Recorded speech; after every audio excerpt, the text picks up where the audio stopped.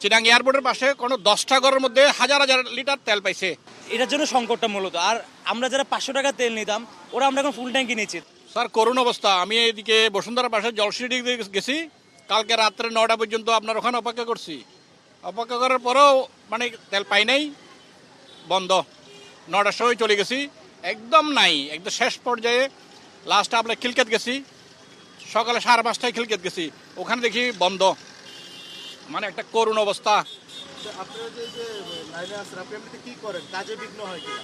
কাজে মানে বিঘ্ন হয় মানে আপনার সব কিছু খাওয়া দাওয়া করি না। এই যে একটা রং চা খাই দিচ্ছে আপনাদের, বুঝলেন। আরেকটা বিষয় বলবেন, তেল তো সরকার বলছে আছে, আচ্ছা। তেলগুলো আসলে কোথায় আপনাদের কি মনে হয়?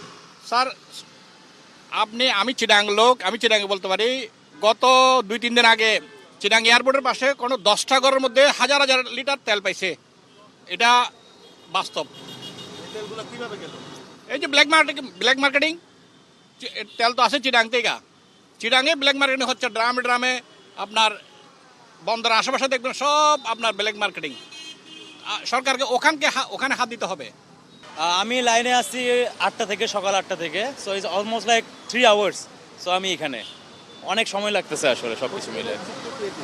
জি, প্রতিদিনের চিত্রই কি এটি? অলমোস্ট প্রতিদিন। আমি কালকেও আসছিলাম এখানে।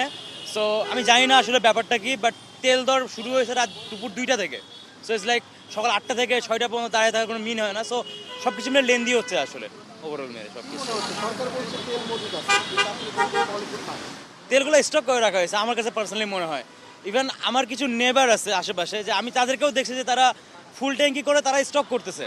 So it's like everyone stocking the oil. এটার জন্য সংকটটা মূলত। আর আমরা যারা 500 টাকা তেল নিতাম ওরা আমরা এখন ফুল ট্যাঙ্কি নিচ্ছি। তো ইটস লাইক একটা হিউজ সংকটের একটা সম্ভাবনা তৈরি হয়। এদের সকাল 7টা থেকে 2 ঘন্টা, 2 ঘন্টার উপরে, 2.5 ঘন্টা হয়েছে বোধহয়, 2.5 ঘন্টা হয়েছে। সব পাম্পে এক ব্যবস্থা নেই। সব পাম্পের কথা বলতে পারবো না। আমি আজকে সারা রাত ডিউটি করছি, এই ডিউটি করে ভোরবেলা এখানে এসে দাঁড়াইলাম, এখনো চলতেছে লাইনে, এই চলতেছে আর কি এইভাবেই।